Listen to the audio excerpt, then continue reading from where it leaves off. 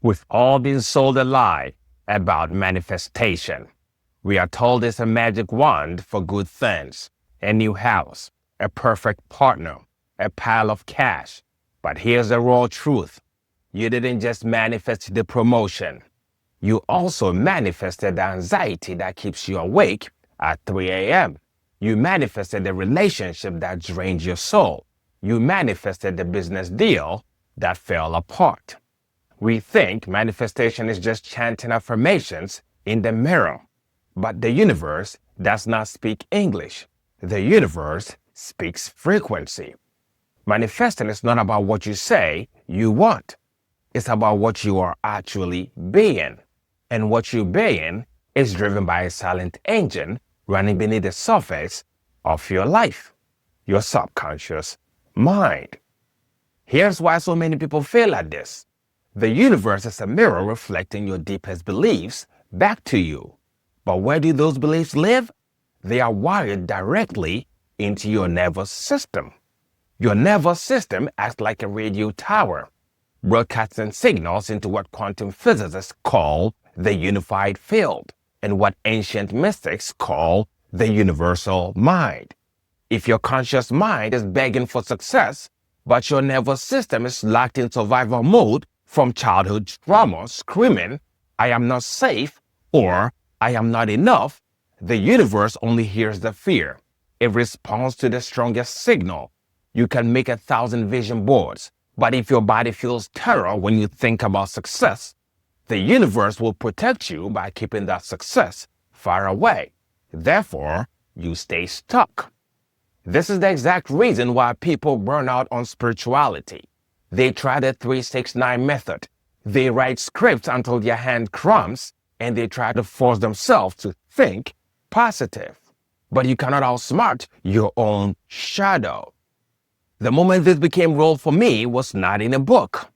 It was in the middle of a breakdown, doing everything right on the surface and falling apart underneath. When I was building an e-commerce startup in Accra, Ghana, I was going hard from 6 a.m. to 11 p.m. every single day. I was doing all the right things, praying, meditating, looking at my vision board, hyping up my team. But the truth, deep down, I was terrified.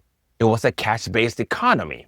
I was constantly worried about my stolen goods, vendors screwing me over, or riders calling because the tire busted and we were over budget again.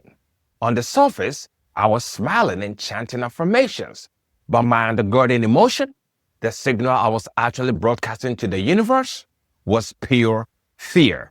And the universe gave me exactly what I was vibrating: more chaos, more stress, and more things to fear. Techniques without internal alignment are useless. Techniques are just training wheels. They only work if they help you shift your internal state.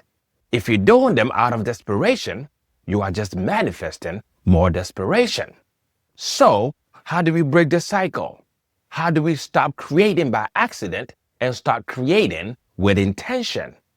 You have to turn the lights on in the basement. You must become deeply, sometimes painfully, aware of what your nervous system actually believes. If you keep hitting the same wall in life, you have to ask yourself, what part of me feels safe being broken? What part of me is terrified of being powerful? You don't just fix this by ignoring the dark.